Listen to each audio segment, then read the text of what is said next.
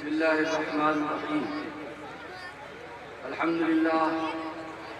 لله الذي نحمده ونستعينه ونستغفره ونؤمن به ونتوكل عليه ونعوذ بالله من شرور أنفسنا ومن سيئات أعمالنا. من يهده الله فلا مضل له ومن يضلل فلا هادي له. ونشهد أن لا إله إلا الله وحده لا شريك له ونشهد أن محمدا عبده ورسوله. أما بعد فأعوذ بالله من الشيطان الرجيم. بسم الله الرحمن الرحيم. الف لام میم ذلك الكتاب لا ريب فيه هدى للمتقين الذين يؤمنون بالغيب ويقيمون الصلاة ومما رزقناهم ينفقون والذين يؤمنون بما أنزل إليك وما أنزل من قبلك وبالآخرة هم يوقنون أولئك على هدى من ربهم وأولئك هم المفلحون. صدق الله المولانا العظيم. قال النبي صلى الله عليه وسلم فضل كلام الله على سائر الكلام كفضل الله على سائر الخلق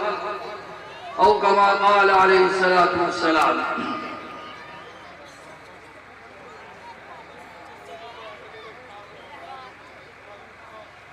محترم بزرگوں اور دوستوں، اللہ کا کرم اور احسان ہے کہ آپ کی اس بستی کے اندر ایک دینی اجلاس کا انعقاد کیا گیا. چاہیے تو یہ تھا کہ بڑے آگے بیٹھتے، بچے پیچھے بیٹھتے، لیکن ناظم صاحب کے بار بار کہنے کے باوجود بہرحال یہ آپ اور آپ کا ذوق آپ جانے، اللہ تبارک و تعالیٰ نے یہ قرآن کریم جس کو ہر سال ہزاروں لاکھوں کی تعداد میں بچے حفظ قرآن کرتے ہیں، اپنے سینوں کے اندر محفوظ کرتے ہیں، دنیا کے اندر نامعلوم کتنی بڑی تعداد ہے جو ہر سال قرآن پاک کو یاد کرتی ہے. یہ قرآن اللہ تبارک و تعالیٰ کا نازل کردہ اور بے شک و شبہ جس کے اندر نہ کوئی شک ہے نہ شبہ ہے، ایک ایسی کتاب ہے. اللہ کہہ رہا ہے ذالک الکتاب لا ریب فیہ، یہ کتاب وہ ہے جس کے اندر نہ کوئی شک ہے نہ شبہ ہے، یہ شک و شبہ سے بالکل پاک ہے. دراصل یہ سورہ بقرہ کا بالکل ابتدائی مضمون ہے اور یہ درخواست جو اہدنا الصراط المستقیم کے اندر کی گئی کہ اللہ تو ہمیں سیدھا راستہ دکھا دے، یہ اس کا جواب ہے. یعنی ہم نے ہدایت والی کتاب بھیج دی اور ہم نے وہ راستہ جس کی تم نے ہم سے درخواست کی تھی کہ ہمیں سیدھا راستہ دکھا دے، وہ ہم نے قرآن کی شکل میں تمہارے سامنے بھیج دیا. یہ قرآن سراپا ہدایت ہے اور جو بھی اس پر عمل کرے گا وہ ہدایت یاب ہوگا، اور ہدایت یاب ہوگا وہ جنت کے راستے سے جنت میں پہنچے گا، اس قرآن کے راستے سے جنت میں پہنچے گا. محترم بزرگ و دوستو، اللہ تبارک و تعالیٰ نے جب کہا کہ لا ریب فیہ، اس میں کوئی شک نہیں، تو واقعتاً اس میں کوئی شک ہی نہیں. اس کو اللہ نے اور مضبوط کرنے کے لیے اسی صورت کے اندر اللہ نے ارشاد فرمایا ان کنتم فی ریب مما نزلنا علی عبدنا فاتوا بسورۃ من مثلہ وادعوا شہداءکم من دون اللہ ان کنتم صادقین. کہ اے لوگوں، اے انسانوں، اگر تمہیں اس قرآن کے اندر، اس کلام کے اندر کوئی شک معلوم ہو رہا ہے اور تم یہ سمجھ رہے ہو کہ ایسا قرآن تو ہم بھی بنا سکتے تھے، ایسی کتاب تو ہم بھی لکھ سکتے تھے، یہ محمد نے اپنی طرف سے گھڑی ہے، اپنی طرف سے بنائی ہے، تو ہمارا چیلنج قبول کرو، وہ یہ ہے کہ تم اس جیسی کوئی صورت لے آؤ. اس جیسی کوئی آیت لے آؤ، اس جیسی کوئی صورت لے آؤ اگر تم سچے ہو۔ اور میں یوں نہیں کہتا کہ تم اکیلے لے آؤ، بلکہ تم جس کو چاہو بلا لو، جس کو چاہو اکٹھا کر لو، دنیا کے سارے انسان مل جاؤ، دنیا کے سارے لوگ مل جاؤ، سارے عقلاء فصحاء بلغاء سب ایک ہو جاؤ اور قرآن جیسی کوئی صورت لے آؤ، اور ظاہر سی بات ہے کہ تم اس جیسی نہیں لا سکتے، چاہے تم کتنا بھی زور لگا لو، چاہے کتنی بھی کوشش کر لو۔ تو ان کنتم فی ریب مما نزلنا فاتوا بسورۃ من مثلہ وادعوا شہداءکم من دون اللہ ان کنتم صادقین فإن لم تفعلوا ولن تفعلوا فاتقوا اللہ۔ اور ظاہر سی بات ہے کہ تم ایسا کر نہیں سکتے اور نہ ایسی کتاب لا سکتے۔ تو یہ کتاب اللہ نے اتاری، اس میں نہ کوئی شک ہے نہ شبہ ہے، اور اسی کو اللہ نے سورہ تکویر کے اندر اس طریقے سے مضبوط کیا کہ حضرت جبرائیل کے بارے میں اللہ کہتا انہ لقول رسول کریم ذی قوۃ عند ذی العرش مکین مطاع ثم امین وما صاحبکم بمجنون۔ اللہ تبارک و تعالیٰ کہہ رہا ہے کہ یہ قرآن جس فرشتے کے ذریعے سے آیا، اور جو فرشتہ اس قرآن کو لے کر، اس کتاب کو لے کر آیا، وہ کریم ہے، شریف ہے، اس کی طبیعت کے اندر شرافت ہے، اس کی طبیعت کے اندر کرامت ہے، اس کی طبیعت کے اندر سلامتی ہے۔ لہذا جب وہ ایک شریف ہے، معزز ہے، بزرگ ہے، اس کی طبیعت کے اندر شرافت ہے، بزرگی ہے، اور اس کی شرح، اس کی طبیعت کے اندر کرامت ہے، تو بھلا کیسے ممکن ہو سکتا ہے کہ وہ اس کتاب کے اندر ذرا سی کوئی تبدیلی کر دے، یا اپنی طرف سے اس کے اندر کچھ بھی کر دے، یا اس کے اندر اپنی طرف سے کوئی دخل اندازی کرے؟ بالکل ممکن نہیں۔ پھر اللہ نے کہا لقول رسول کریم ذی قوت، وہ طاقت والا بھی ہے۔ ایسا بھی ممکن نہیں کہ وہ آسمان دنیا سے لے کر قرآن کو چلا اور دنیا کی کسی طاقت نے اس کو ڈرا کر دھمکا کر کچھ اور کہلوا لیا، یا دنیا کی کسی طاقت نے اس سے وہ چھین کر کے، اس سے وہ کلام کو چھین کر کے اس کے اندر اپنی طرف سے کوئی تبدیلی کر دی، یہ بھی ممکن ہے۔ ذی قوت، وہ طاقت والا، وہ کتنی طاقت والا ہے؟ اللہ کے نبی صلی اللہ علیہ وسلم ارشاد فرماتے ہیں وہ اتنی طاقت والا، اتنی قوت والا ہے کہ ایک مرتبہ نبی کریم صلی اللہ علیہ وسلم نے حضرت جبرائیل سے کہا کہ جبرائیل میں تمہیں اپنی اصلی صورت میں دیکھنا چاہتا ہوں۔ حضرت جبرائیل کہنے لگے کہ اللہ کے نبی آپ برداشت نہ کر سکیں گے، لیکن اللہ کے نبی کی ضد کے میں آپ کو اصلی صورت میں دیکھنا چاہتا ہوں۔ تو انہوں نے کہا کہ ٹھیک ہے۔ حضرت جبرائیل نے کہا کہ آسمان کی طرف نگاہ اٹھاؤ۔ حضور پاک صلی اللہ علیہ وسلم نے نگاہ اٹھائی تو جبرائیل ایک کرسی پر بیٹھے ہوئے نظر آئے۔ اتنا بڑا جثہ، اتنا بڑا جسم تھا کہ اس نے پورے افق کو بھر رکھا تھا، پوری آسمانی خلا کو اس نے بھر رکھا تھا، اور 600 پر، اتنی طاقت اور قوت والا، اتنا زبردست فرشتہ حضور پاک صلی اللہ علیہ وسلم کو دیکھ کر غشی طاری ہو گئی، آپ بے ہوش ہو گئے۔ اسی کو اللہ تبارک تعالیٰ نے سورہ نجم کے اندر اس طریقے سے ذکر کیا فَتَدَلَّىٰ فَكَانَ قَابَ قَوْسَيْنِ أَوْ أَدْنَىٰ۔ وہ فرشتہ نیچے اترا، آپ کے اوپر جھکا، آپ کے قریب ہوا، یہاں تک کہ کمان کے برابر فاصلہ ہو گیا، آپ کو اٹھایا، آپ کو تسلی دی۔ تو یہ حضرت جبرائیل کی طاقت کا اندازہ کہ اتنا زبردست فرشتہ ذی قوت۔ پھر اللہ نے کہا عند ذی العرش مکین، وہ فرشتہ ایسا ہے کہ عرش والے کے نزدیک اس کا ایک مقام ہے۔ اور ظاہر سی بات ہے کہ اگر وہ خائن ہوتا اور اگر کسی طریقے سے کوئی رد و بدل اور نافرمانی اور سرکشی کرنے والا ہوتا تو اللہ کے نزدیک اس کا مقام اور مرتبہ نہ ہوتا۔ تو یہ کلام ایسے فرشتے کے ذریعے سے آیا عند ذی العرش مکین، وہ اللہ کے نزدیک عزت والا ہے، اس کا ایک مقام ہے، اس کا ایک مرتبہ ہے۔ اسی طریقے سے پھر کہا اللہ نے مطاع ثم امین، وہ ایسا ہے کہ تمام فرشتوں میں بڑا ہے،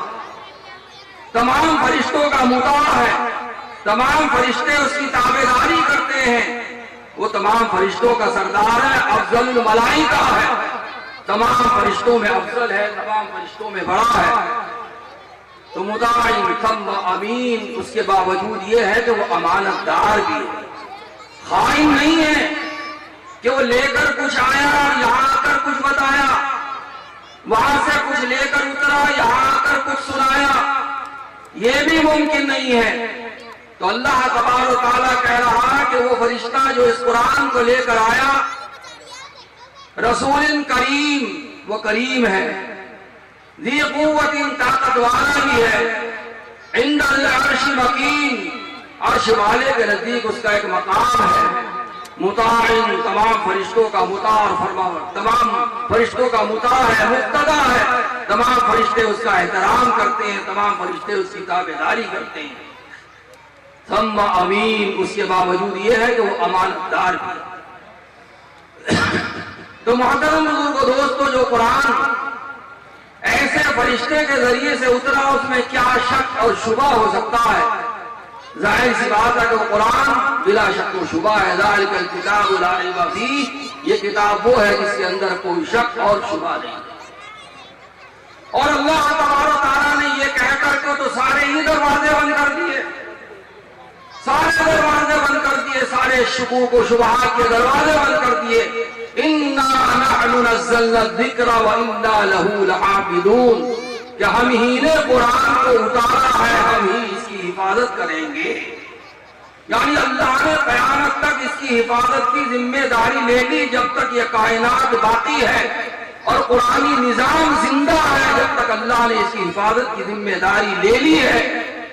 کہ اِنَّا نَحْنُ نَزَّلْنَا الذِّكْرَ وَإِنَّا لَهُ لَحَافِظُونَ، ہم ہی نے قرآن کو اتارا ہے اور ہم ہی قرآن کی حفاظت کریں گے۔ تو یہ کہہ کر اللہ نے تمام شکوک و شبہات کے دروازے ہی بند کر دیے، اور حقیقت یہ ہے کہ فانوس بن کے جس کی حفاظت ہوا کرے، فانوس بن کے جس کی حفاظت ہوا کرے، وہ شمع کیا بجھے گی جسے روشن خدا کرے۔ تو اللہ نے جب ذمہ داری لے لی، اس کی حفاظت کی، تو اللہ چاہے جس طرح سے بھی اس کی حفاظت کرائے، اور جس طرح سے، جس طریقے سے بھی اللہ حفاظت کرائے، جس زمانے میں جیسی ضرورت اللہ جانتا ہے، اللہ علیم ہے، اللہ حکیم ہے، اللہ حکمت والا ہے، اللہ تبارک و تعالیٰ جانتا ہے کہ اس زمانے میں اس قرآن کی حفاظت کس طریقے سے کرنی ہے، یا اللہ قرآن کی حفاظت قیامت تک کرے گا۔ تو اللہ نے کہا ذالک الکتاب لا ریب فیہ، یہ کتاب وہ ہے جس کے اندر کوئی شک اور شبہ نہیں ہے۔ تو میں نے آپ کو بتلایا کہ اللہ نے شک و شبہ کا دوسرے طریقے سے جواب دیا، ان کنتم فی ریب، پھر اللہ تبارک و تعالیٰ نے یوں کہا کہ جس فرشتے کے ذریعے سے آیا وہ اتنی صفات کا حامل ہے، لہذا اس قرآن کے اندر شک و شبہ کی کوئی گنجائش نہیں، اور اِنَّا نَحْنُ نَزَّلْنَا کہہ کر کے اللہ نے تمام شکوک و شبہات کے دروازے ہی بند کر دیے کہ اللہ حفاظت کرنے والا ہے، وہ خود اس کی حفاظت کرے گا۔ ہر زمانے میں قرآن کے خلاف ہوائیں چلی، طوفان آئے، آندیاں آئیں، قرآن کو بدلنے کی کوششیں کی گئیں، ہر طریقے سے انگریز آیا، انگریز نے قرآن کو بدلنے کی، قرآن کو مٹانے کی کوشش کی۔ جب اسپین سے مسلمانوں کا انخلا کیا گیا، تمام اسلامی آثار کو، اسلامی اقدار کو مٹانے کی کوشش کی گئی۔ 50 سال تک یہ مہم اسپین کے اندر چلتی رہی، جہاں کہیں اسلامی کتب خانہ نظر آیا، جہاں قرآن کا کوئی نسخہ نظر آیا، جہاں قرآن کا کوئی ورق نظر آیا، جہاں قرآن کا صحیفہ نظر آیا، محترم دوستو، اس کو نظر آتش کر دیا گیا یا اس کو دریا برد کر دیا گیا۔ 50 سال تک یہ مہم چلتی رہی اور یہ کوشش ہوتی رہی، لیکن قرآن نہ تو مٹا ہے نہ مٹے گا، کیونکہ اللہ نے خود اس کی حفاظت کی ذمہ داری لی ہے۔ 50 سال کی کوششیں ناکام ہو گئیں، لیکن اسلام ایسے ہی زندہ رہا، قرآن ایسے ہی باقی رہا، قرآن ایسے ہی زندہ رہا، اللہ نے اس کو رکھا اور ساری کوشش اللہ نے ناکام کر دی۔ ہلاکو خان نے جب بغداد کے اوپر یلغار کی اور بغداد کو لوٹا اور بغداد کو تاخت و تاراج کیا اور بغداد کو برباد اور ہلاک کر دیا، اس نے پورا کتب خانہ لا کر دجلہ نہر کے اندر ڈال دیا۔ کوشش یہ تھی کہ اسلامی نشانات کو مٹا دیا جائے، اسلام کو ختم کر دیا جائے، لیکن اسلام نہ تو ختم کبھی ہوا ہے نہ ہوگا۔ اسلام کی فطرت میں قدرت نے لچک دی ہے، اسلام کی فطرت میں قدرت نے لچک دی ہے، اتنا ہی ابھرے گا جتنا بھی دباؤ گے۔ پھر ایک زمانہ آیا کہ سرخ انقلاب روس کے اندر آیا، روس کے اندر سرخ انقلاب آیا، کمیونسٹ نظام آیا، پورے روس کو اور اس کی تمام ملحقہ ریاستوں کو کمیونسٹ نظام کے اندر تبدیل کر دیا گیا، اور سرخ نظام اور سرخ آندھی نے اس طریقے سے لپیٹ میں لیا کہ اسلام گویا کہ اب مٹا تب مٹا، اب ختم ہوا تب ختم ہوا، یہ چاروں طرف سے آثار نظر آنے لگے۔ لیکن اللہ نے 90 سال تک جہاں کی مسجدیں اذانوں سے محروم نہیں، 90 سال تک جہاں مدرسوں میں تالے پڑے رہے، جہاں علماء کو زیر زمین رہ کر کے کام کرنا پڑا، محترم بزرگوں دوستو، اللہ نے اسلام کو مٹنے نہ دیا، قرآن کو مٹنے نہ دیا، اور قرآن اسی طریقے سے زندہ رہا۔ اور پھر جب روس ٹوٹا اور سوویت یونین ختم ہوئی اور وہ تمام الگ الگ ریاستیں سب آزاد ہو گئی، تو اسلام پھر اسی آب و تاب کے ساتھ، پھر اسی رعنائی اور جوانی کے ساتھ، پھر اسی امنگ اور ترنگ کے ساتھ اسی طریقے سے لوگوں کے سامنے کھڑا تھا جیسا کہ 1400 سال پہلے کھڑا تھا۔ تو محترم بزرگوں دوستو، یہ تو کوششیں ہوتی رہی ہیں اور ہوتی رہیں گی، لیکن نہ کبھی قرآن مٹا ہے نہ مٹے گا، اور نہ کبھی اسلام مٹا ہے اور نہ مٹے گا۔ ذالک الکتاب لا ریب فیہ، پھر اللہ نے کہا ھدی للمتقین، یہ قرآن اللہ نے متقیوں کے لیے ہدایت بنائی۔ ہدایت اگرچہ قرآن کی عام ہے، تمام کائنات کو شامل ہے، تمام کائنات کو قرآن کی ہدایت شامل ہے، لیکن وہ خصوصی نجات جو ذریعہ آخرت ہے، جو نجات آخرت کا ذریعہ ہے، وہ متقی کو ملتی ہے۔ وہ جو اللہ کا ڈر دل کے اندر رکھتے ہیں، دین کی طلب صادق رکھتے ہیں، سچے عاشق ہیں، دین کو سمجھنا، دین کو جاننا، دین کو پہچاننا چاہتے ہیں، اللہ تبارک و تعالیٰ ان کو قرآن کے ذریعے سے ہدایت دیتا ہے، اور وہ قرآن سے ہدایت پاتے ہیں، اور اللہ تبارک و تعالیٰ ان کو ہدایت دیتا ہے، اور ہدایت دے کر کے وہ کامیاب و کامران ہوتے ہیں۔ تو خصوصی ہدایت جو ہے وہ اللہ تبارک و تعالیٰ متقیوں کو دیتا ہے، گرچہ عام ہدایت جو ہے قرآن کی وہ تمام کائنات کے لیے ہے، تمام ایمان والوں کے لیے ہے، لیکن خصوصی ہدایت کے حقدار جو ہے وہ متقی ہیں، جو اللہ کا ڈر، اللہ کا خوف، اللہ کی خشیت اپنے دل کے اندر رکھتے ہیں، اللہ ان کو ہدایت سے نوازتا۔ پھر آگے اللہ تبارک و تعالیٰ نے کہا الذین یؤمنون بالغیب وَيُقِيمُونَ الصَّلَاةَ وَمِمَّا رَزَقْنَاهُمْ يُنْفِقُونَ۔ اللہ تبارک و تعالیٰ اب متقیوں کی چند صفات بیان کر رہا، یعنی وہ متقی کون لوگ ہیں جو ہدایت یافتہ ہے، جو قرآن سے ہدایت حاصل کرتے ہیں، وہ کون لوگ ہیں، تاکہ تم بھی اس جماعت میں شامل ہو کر ہدایت کے حقدار بن جاؤ، ان جیسے عقائد و نظریات حاصل کر سکو، ان جیسے اعمال و اخلاق تم بھی حاصل کر سکو۔ تمہیں ان متقیوں کی پہچان بتائی جا رہی ہے، ان متقیوں کا تعارف کرایا جا رہا ہے کہ وہ متقی کون لوگ ہیں۔ اللہ تبارک و تعالیٰ کہہ رہا الذین یؤمنون بالغیب، پہلی پہچان ان کی یہ ہے کہ وہ جو غیب پر یقین رکھتے ہیں، ایمان بالغیب، جو غیب پر یقین رکھتے ہیں، ایمان بالغیب جن کو حاصل ہے، وہ متقی ہیں۔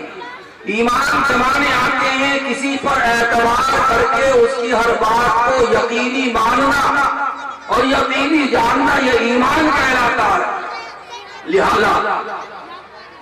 مومن صحیح معنوں میں وہی ہے، اور متقی صحیح معنوں میں وہی ہے جو نبی کریم صلی اللہ علیہ وسلم کی تمام ہدایات اور تمام تعلیمات اور تمام اخلاقیات پر بلا چونو چرا آمنا و صدقنا کہہ دے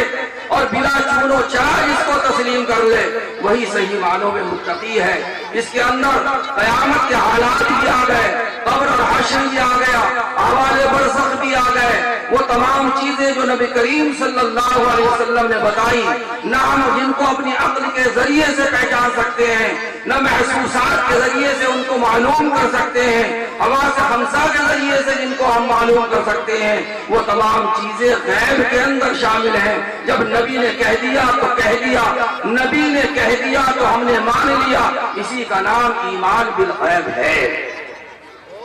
جب حضور پاک صلی اللہ علیہ وسلم کو معراج ہوئی، نبی کریم صلی اللہ علیہ وسلم کو معراج ہوئی اور آپ نے آ کر بتلایا کہ میں یہاں سے مسجد اقصیٰ گیا، وہاں سے آسمانوں پر گیا، پہلے پر گیا، دوسرے پر گیا، تیسرے پر گیا، چوتھے پر گیا، پانچویں پر گیا، چھٹے پر گیا، ساتویں پر گیا، فلاں سے ملاقات ہوئی، فلاں سے ملاقات ہوئی، یہ دیکھا وہ دیکھا اور یہ کیا وہ کیا، تمام حالات آ کر بتائے۔ آپ صلی اللہ علیہ وسلم نے وہاں پر جو وقت گزارا، یہاں اتنا تھا کہ آپ جس بستر سے اٹھ کر گئے اس کی گرمی موجود تھی، جس دروازے سے گئے وہ دروازہ ابھی تک کھلا ہوا تھا۔ صبح کو فجر کی نماز آ کر کے آپ نے پڑھی اور مشرکین مکہ کو یہ واقعہ سنایا۔ لوگوں نے آپ کا مذاق اڑایا، لوگوں نے تمسخر اڑایا، لوگوں نے یقین نہیں کیا کہ بھلا ایک انسان ایک جسم عنصری رکھنے والا کیسے آسمانوں پر جا سکتا ہے، کیسے جنت اور دوزخ کی سیر کر کے آ سکتا ہے، کیسے وہ عالم ملکوت کو دیکھ سکتا ہے۔ آپ کا مذاق اڑایا، یقین نہ کیا۔ محترم بزرگوں دوستو، آپ صلی اللہ علیہ وسلم کے یار غار حضرت ابوبکر صدیق رضی اللہ تعالیٰ اس وقت مدینے مکے سے باہر تھے۔ آپ جب تشریف لائے تو لوگوں نے گھیر لیا کہ صاحب کل تک آپ کا دوست یوں کہتا تھا مجھ پر وحی آتی ہے، مجھ پر یوں ہوتا ہے، مجھ پر ایسا ہوتا ویسا ہوتا، آج آپ کے دوست نے اتنی عجیب بات کہی کہ جس کو عقل تسلیم کرنے کے لیے تیار نہیں ہے۔ حضرت ابوبکر نے پوچھا کہ وہ کیا کہا تو انہوں نے پورا واقعہ دہرا دیا اور پورا واقعہ بتلا دیا۔ تو حضور پاک سے حضرت ابوبکر صدیق رضی اللہ تعالی عنہ نے فرمایا کہ اگر محمد کہہ رہے ہیں تو یہ بالکل سچ ہے، اگر یہ کلام محمد کا ہے، اگر یہ بات محمد کی ہے، اگر یہ واقعہ محمد کا ہے تو اس میں کوئی شک نہیں، کوئی شبہ نہیں۔ اس طریقے سے ایمان لانا یہ ایمان والے کی ذمہ داری ہے۔ انہی لوگوں کو متقی کہا جاتا ہے، یؤمنون بالغیب، جو غیب پر یقین رکھتے ہیں۔ آپ صلی اللہ علیہ وسلم نے بتایا قبر کے اندر ایسا ہوگا، ہمیں ماننا ہے، حشر میں ایسا ہوگا، ہمیں ماننا ہے، ہمیں قبروں سے اٹھنا ہے، حساب و کتاب ہونا ہے۔ نہ ہم نے ابھی تک آنکھوں سے دیکھا ہے، نہ ہم اس کو عقل کے ذریعے سے جان سکتے ہیں، نہ اس کو حواس کے ذریعے سے پہچان سکتے ہیں، محسوس کر سکتے ہیں۔ ان تمام چیزوں کو ماننے کا نام ہی ایمان ہے۔ حضور پاک صلی اللہ علیہ وسلم نے ارشاد فرمایا لا یؤمن احدکم حتی یکون هواه تبعا لما جئت به، کہ جب تک تم میں سے کوئی مومن نہیں ہوگا جب تک اس کی تمام خواہشات میرے لائے ہوئے دین کے تابع نہ ہو جائے، میں جو کہہ دوں وہ مان لیا جائے، میں جیسے کہہ دوں اس کو تسلیم کر لیا جائے، میری اقتداء کی جائے، میری پیروی کی جائے، میری اتباع کی جائے، میری بات کو تسلیم کیا جائے، میری بات کو مانا جائے، کبھی تم اپنے آپ کو مومن کہلا سکتے ہو، ورنہ اس کے بغیر تم ایمان کا دعویٰ کرو کھوکھلا ہے، بیکار ہے۔ ایمان تبھی ہے جو میں کہہ دوں، جس طرح کہہ دوں اس کو تمہیں ماننا ہے، میری اقتداء اور میری پیروی تمہیں کرنی ہے۔ تو پہلی صفت یؤمنون بالغیب۔ تو محترم بزرگوں دوستو، یہ صفت ہر ایمان والے کے دل کے اندر ہونی چاہیے۔ ہمیں عقل پرست نہیں بننا چاہیے کہ ہماری عقل میں جو بات آئے گا اس کو ہم تسلیم کریں، اور جو عقل میں نہ آئے اس کو ہم تسلیم نہ کریں۔ دوسری صفت جو اللہ نے متقیوں کی بیان کی وہ یقیمون الصلاۃ، جو نماز کو قائم کرتے ہیں۔ یہاں اللہ نے نماز پڑھنے کو نہیں کہا بلکہ نماز قائم کرنے کو کہا۔ نماز کا قائم کرنا یہ ہے کہ نماز کو ہر جہت ہر حیثیت سے صحیح طریقے سے ادا کرنے کی کوشش کی جائے، اس کے فرائض، واجبات، مستحبات اور اس کے تمام ارکان کی رعایت کر کے نماز کو ادا کرنا، یہ نماز کی اقامت ہے، یہ اقامت صلاۃ ہے۔ یقیمون الصلاۃ، نماز کو قائم کرتے ہیں۔ اور اس میں نماز میں صرف فرض نماز نہیں بلکہ ہر طرح کی نماز، چاہے وہ فرض ہو، چاہے واجب ہو، چاہے نفل ہو، ہر طرح کی نماز اس کے اندر شامل ہے جو نمازوں کا اہتمام کرنے والے ہیں، نمازوں کا اہتمام کرنے والے ہیں۔ نماز ایک ایسی چیز ہے کہ جو تمام امور خیر کو لانے والی ہے۔ نماز اگر صحیح نکلی روز محشر کے جہاں گداز اول اولی پرشش نماز اول، سب سے پہلے پوچھ اگر ہوگی تو نماز کی ہوگی، نماز اگر صحیح نکلی تو ساری عبادات صحیح ہو جائیں گی۔ ایک صحابی تھے جو حضور پاک صلی اللہ علیہ وسلم کے لیے وضو کا انتظام فرمایا کرتے، آپ کے لیے مسواک کا انتظام فرماتے، یعنی وضو کرانے کی، مسواک کی، ان تمام کی ذمہ داری آپ کے پاس تھی۔ ایک مرتبہ نبی کریم صلی اللہ علیہ وسلم نے خوش ہو کر یوں کہا کہ مانگ لے کیا مانگتا ہے؟ آج رسول نے فرمایا مانگ لے کیا مانگتا ہے؟ تو انہوں نے کہا کہ اللہ کے نبی میں دو جنت میں آپ کی معیت مانگتا ہوں، میں آپ کے ساتھ رہنا مانگتا ہوں۔ حضور پاک صلی اللہ علیہ وسلم نے فرمایا کہ اس کے علاوہ مانگ کیا مانگتا؟ کہنے لگا کہ اللہ کے نبی میں تو بس یہی مانگتا ہوں کہ جنت میں آپ کے ساتھ رہوں۔ تو آپ صلی اللہ علیہ وسلم فرمایا اعن بکثرۃ السجود، تو میری مدد کر کثرت سجود کے ذریعے سے، یعنی نمازوں کا اہتمام کر، فرائض نمازوں کے علاوہ، فرض نمازوں کے علاوہ رات کو کھڑے ہو کر بھی کچھ پڑھ لیا کر، کچھ نوافل کا اہتمام، کچھ سننوں کا اہتمام کر لیا کر۔ اگر تو نماز کا اہتمام کرے گا، نماز کی کثرت کرے گا، سجدوں کی کثرت کرے گا، تو جنت میں میرے ساتھ ہوگا۔ تو نماز ایک ایسی چیز ہے جس نماز کو ہم نے بالائے طاقت رکھا، اور یہ نماز، یہ جس کو آج مسجدوں کے اندر ایک آبادی، بڑی آبادی، لیکن مسجد کے اندر جائیں گے تو 1 صف 2 صف 3 صف، اس کے علاوہ نہیں، بہت بڑی تعداد ہے جو مسجدوں سے باہر ہے اور مسجدوں سے دور ہے۔ ہمیں سمجھنا چاہیے کہ نماز خیر الصلاۃ خیر موضوع، فرمایا نبی کریم صلی اللہ علیہ وسلم نے تمام عبادتوں میں سب سے افضل عبادت جو ہے وہ نماز ہے۔ تو مومن متقین کی دوسری صفت بنائی یقیمون الصلاۃ،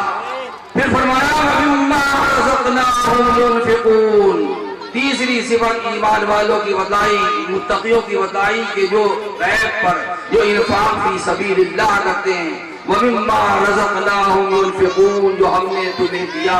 جو ہم نے دیا وہ اس کو خرچ کرتے ہیں، جو ہم نے دیا ہے اس میں سے خرچ کرتے ہیں، سارا خرچ کروانا نہیں چاہتا۔ جب یہ آیت نازل ہوئی يَسْأَلُونَكَ مَاذَا يُنْفِقُونَ قُلِ الْعَفْوَ،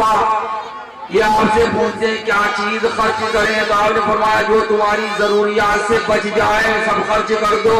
تو صحابہ کو گرانی ہوئی، اللہ تبارک و تعالیٰ نے زکوٰۃ کا نصاب اتار دیا کہ صرف 40واں حصہ دیا جائے، 1/40 حصہ 2.5% دیا جائے، اس کے علاوہ نہیں، اس سے زیادہ نہیں۔ لہذا اللہ تبارک و تعالیٰ تو یہ چاہتا ہے کہ جو تمہاری ضرورت سے بچ جائے وہ سارا خرچ کر دیا جائے۔ وَمِمَّا رَزَقْنَاهُمْ يُنْفِقُونَ، یعنی متقیوں کی تیسری صفت اللہ نے بیان کی کہ جو ہم نے انہیں دیا ہے، جو مال ہم نے دیا، کھیتی ہم نے دی، تجارت ہم نے دی، دکان ہم نے دی، کاروبار ہم نے دیا، کوئی یہ سمجھے میرا کمال، میرا ہنر، میری اپنی ہوشیاری، میری اپنی عقل مندی، یہ بالکل نہیں ہے۔ اللہ ہی دیتا ہے، اللہ ہی دیتا ہے، وہ جس کے لیے چاہتا ہے رزق کو کشادہ کرتا ہے، وہ جس کے لیے چاہتا ہے رزق کو تنگ کر دیتا ہے۔ ان اللہ یبسط الرزق لمن یشاء ویقدر، اللہ جس کے لیے چاہتا ہے رزق کو کشادہ کرتا ہے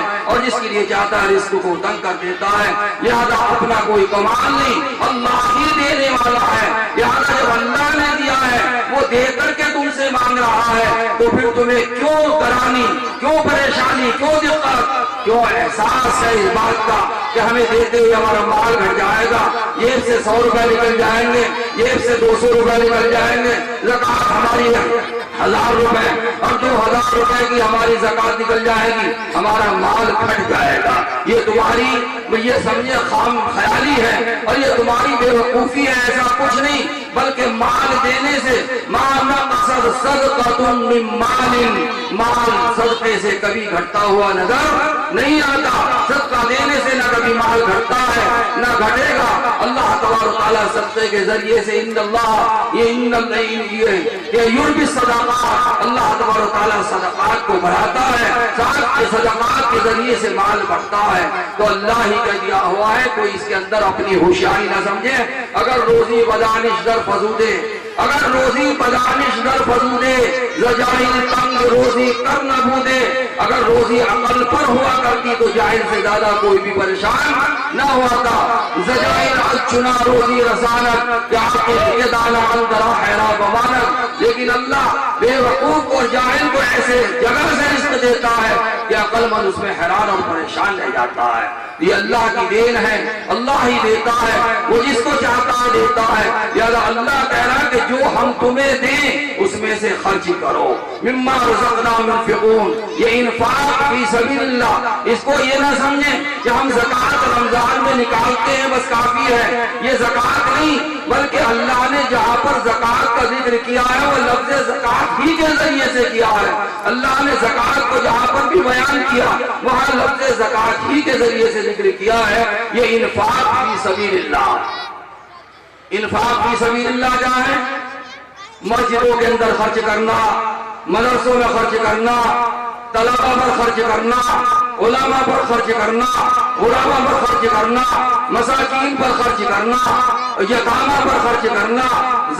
خیر کی ضرورتوں میں خرچ کرنا، خیر کے کاموں میں خرچ کرنا، دینی مجلسوں پر خرچ کرنا، دینی مجلسوں کا انتظام و انصراف کرنا، یہ سب کے سب انفاق فی سبیل اللہ ہے۔ محترم بزرگوں دوستو، اللہ تبارک و تعالیٰ یہی کہہ رہا ہے کہ متقی صحیح معنوں میں وہی ہے، اور متقی دراصل وہی ہے جو انفاق فی سبیل اللہ کرنے والے ہیں۔ جب مسجد کے اندر ضرورت پڑے تو مسجد میں بھی دینے والا مسلمان، جب مدرسے میں ضرورت پڑے تو دینے والا سب سے آگے، اور جب کسی یعنی کوئی دینی مجلس کا انتظام ہو تو اس میں بھی سب سے آگے، اور اگر یتامہ اور غرباء پر خرچ کرنے کی ضرورت آئے تو سب سے آگے، علماء پر خرچ کرنے کی آئے تو سب سے آگے، طلباء پر خرچ کرنے کی ضرورت آئے تو سب سے آگے، مدرسے کی ضروریات پر خرچ کرنے کی بات آئے تو سب سے آگے۔ یہی متقین کی صفات ہے، متقین کی صفات یہ انفاق فی سبیل اللہ۔ تو محترم بزرگوں دوستو، آپ مسجد میں دیں گے یہ بھی انفاق فی سبیل اللہ،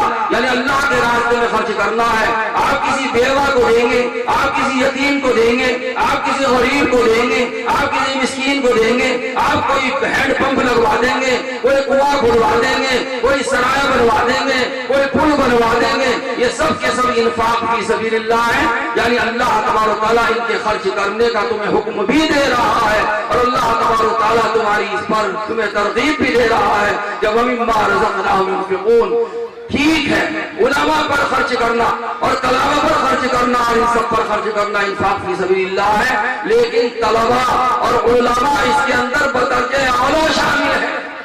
طلبہ اور علماء اس کے اندر بدرجہ اولا شامل ہے۔ کیوں؟ اس لیے کہ طلبہ نادار بھی ہیں، وہ زمین پر چل پھر کر اپنی روزی نہیں کما سکتے، وہ زمین پر چل پھر کر اپنی مشغولی کی وجہ سے اور تعلیم دین میں لگنے کی وجہ سے وہ زمین پر چل کر کسب معاش نہیں کر سکتے، لہذا وہ نادار بھی ہیں، لہذا ان پر خرچ کرنا تمہاری ذمہ داری ہے۔ دوسری یہ ہے کہ وہ علم دین حاصل کرنے کی وجہ سے مہمان رسول بھی ہیں، یہ اللہ کے مہمان ہیں، اللہ کے رسول ہیں، اللہ کے رسول کے مہمان ہیں، لہذا ان پر خرچ کرنا یہ کئی طریقے سے کئی وجہوں سے تمہارے لیے ذریعہ آخرت ہے۔ اور تیسری بات یہ ہے کہ ان پر خرچ کرنا احیاء دین کا ذریعہ ہے۔ آپ ان پر خرچ کریں گے، یہ شوق سے پڑھیں گے، حافظ بنیں گے، قاری بنیں گے، مولوی بنیں گے، مفتی بنیں گے، اور دین کے داعی اور مبلغ بنیں گے، اور دین کے پھیلانے والے بنیں گے، لہذا یہ دین کے احیاء کا بھی ذریعہ ہے، دین کو زندہ کرنے کا بھی ذریعہ ہے۔ اس لیے یہ کئی اعتبار سے طلبہ پر خرچ کرنا یہ بدرجہ اولا اس کے اندر شامل ہے۔ اور چوتھی وجہ جو سب سے بڑی یہ ہے کہ یہ اسلامی معاشرے کی ضرورت بھی ہے، یہ اسلامی معاشرے کی ضرورت بھی ہے، اسلامی سماج کی ضرورت بھی ہے، تاکہ یہ مدرسے جب چلیں گے ان میں قاری بنیں گے تو تمہاری مسجدوں کو مؤذن ملیں گے، تمہاری مسجدوں کو امام ملیں گے، تمہاری قوم کو سمجھانے والے مبلغین ملیں گے، تمہاری قوم میں دین پہنچانے والے مقررین ملیں گے، اور تمہارے مدرسوں میں بیٹھ کر تمہارے بچوں کو پڑھانے والے ملیں گے۔ لہذا یہ اسلامی معاشرے کی ضرورت بھی ہے۔ طلباء پر خرچ کرنا یہ اسلامی معاشرے کی ضرورت ہے۔ ہمیں بہترین مؤثر کی بھی ضرورت ہے، ہمیں بہترین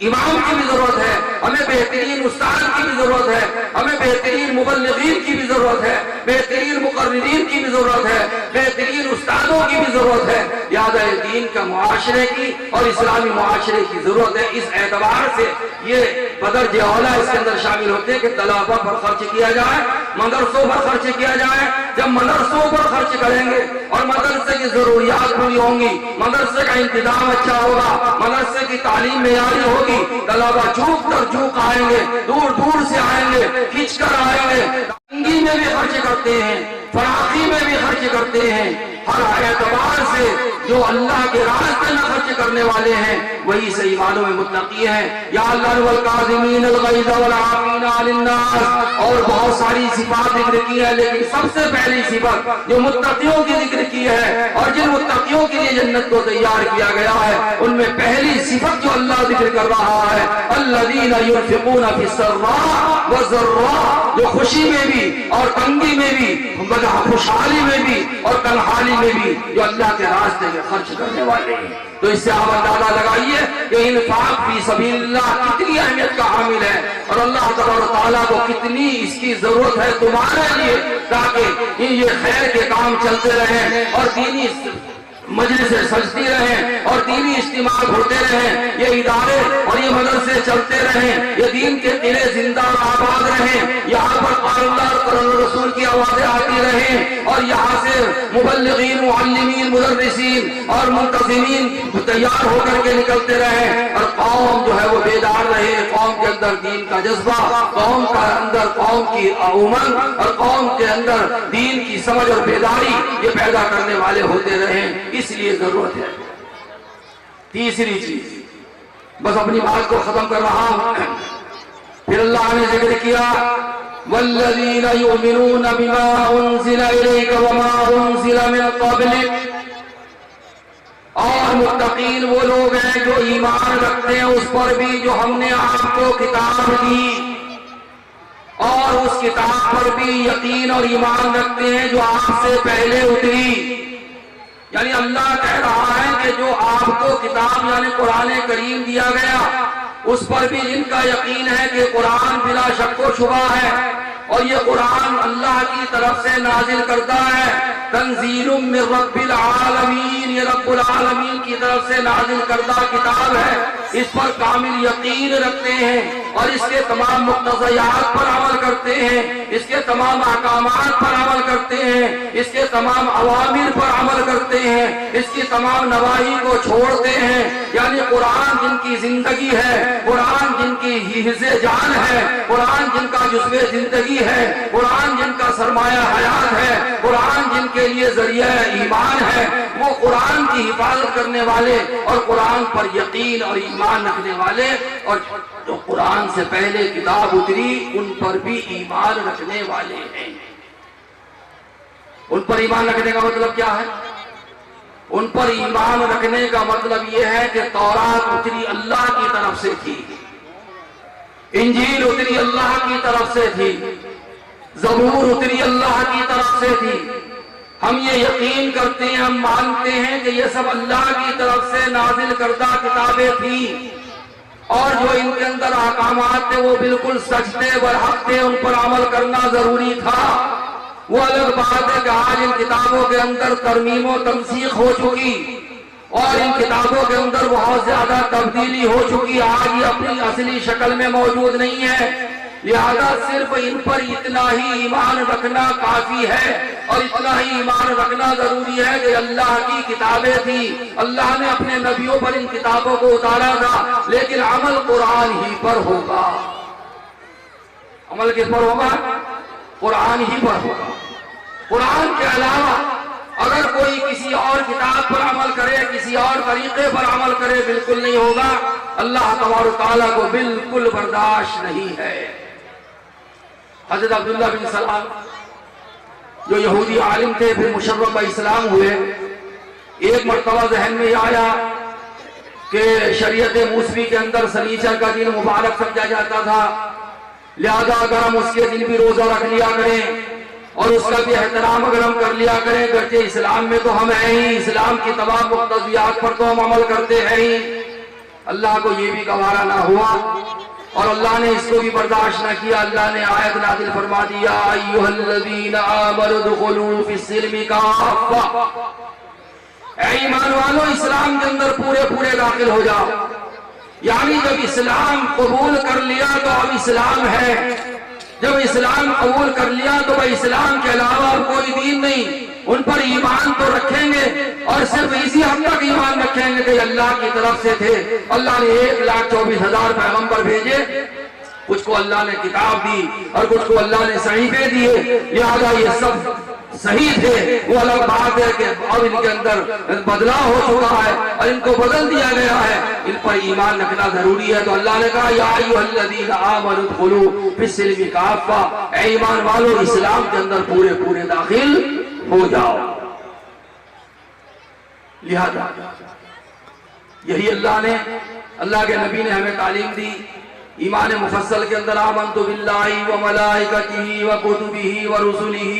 والیوم الآخر والقدر خیرہ وشرہ من اللہ تعالی والبعث بعد الموت، یعنی ہمیں رسولوں پر بھی ایمان لانا ہے، فرشتوں پر بھی ایمان لانا ہے اور اسی کتابوں پر بھی ایمان لانا ہے، مرنے کے بعد پر بھی ایمان لانا ہے، اٹھے جانے اور مرنے کے بعد اٹھنے پر بھی ہمیں ایمان لانا ہے، تقدیر کے اچھے برے پر بھی ہمیں ایمان لانا ہے۔ یہ سب ہمارے ایمان کا جز ہے، ہمارے ایمان کا حصہ ہے۔ وَبِالْآخِرَةِ هُمْ يُوقِنُونَ، اور پھر کہا وَبِالْآخِرَةِ هُمْ يُوقِنُونَ، جو آخرت پر یقین رکھنے والے۔ محترم دوستو، جو کہ وقت اتنا زیادہ نہیں ہے اور وقت اتنا نہیں ہے کہ تفصیل سے گفتگو کی جائے، اس لیے میں نے مختصراً بات کو سمیٹتے ہوئے اب میں اخیر کی طرف جا رہا ہوں۔ وَبِالْآخِرَةِ هُمْ يُوقِنُونَ، متقین کی ایک 5ویں صفت ہے کہ وہ آخرت پر یقین رکھنے والے ہیں۔ دیکھیے ہر مسلمان کا یہ عقیدہ کہ ہم اس دنیا کے اندر جو رہ رہے ہیں وہ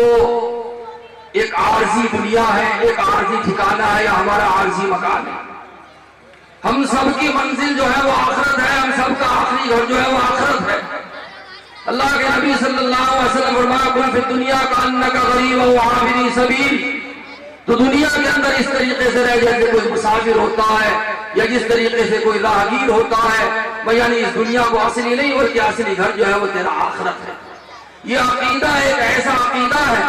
جو اللہ نے مسلمانوں کو دیا ہے کہ اس عقیدے کے ہوتے ہوئے گناہوں کا تصور بھی ذہن میں آنا نہیں چاہیے تھا، اس لیے کہ جب ہمیں یہ معلوم ہے کہ میں 70 سال جی لوں جب میں جاؤں گا، 40 سال جیوں جب میں چلا جاؤں گا، 50 سال جیوں جب میں چلا جاؤں گا، کوئی نہیں رہا، کہاں سلیمان، کہاں سکندر، کہاں ہے جم اور کہاں ہے دارا، کہاں سلیمان، کہاں سکندر، کہاں ہے جم اور کہاں ہے دارا، یہ سب کے سب سے خاک کے پتلے بگاڑ ڈالے بنا بنا کر، اور مسافران رائے آدم کو یہ کیسی نیند آ گئی الہی، یہ جب کہ سوئے نہ پھر سے جاگے اٹھا کے ہم ان کو جگا جگا کر۔ اس دنیا کے اندر بڑے بڑے حسین آئے، بڑے بڑے جمیل آئے، بڑے بڑے باکمال لوگ آئے، بڑے بڑے باہنر لوگ آئے، بڑے بڑے وہ لوگ آئے جن کے چرچے آج تک تاریخ کے صفحات کے اندر موجود ہیں، لیکن آج ان کی قبروں پر سنے جاتے نہ تھے تم سے میرے دن رات کے شکوے، سنے جاتے نہ تھے تم سے میرے دن رات کے شکوے، کفن سرکاؤ میری بے زبانی دیکھتے جاؤ۔